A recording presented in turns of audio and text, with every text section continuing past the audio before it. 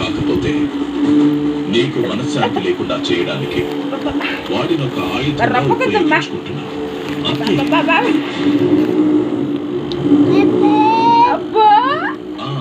ఇక ద్వారక సంగతి అంటావా? గాలికి పుట్టి గాలికి పెరిగిన అనాథ. వాడు ఎలా పోతే నాకేంటి చెప్పు. తెలియకడుగుతున్నా దుర్గా, ఆ ద్వారక అంటే నీకెందుకంత స్పెషల్ ఎఫెక్షన్?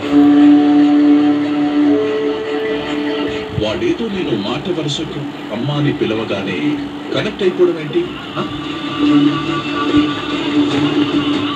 సొంత కొడుకుతో సమానంగా చూడటం ఏంటి? అసలు ఎవడు వాడు?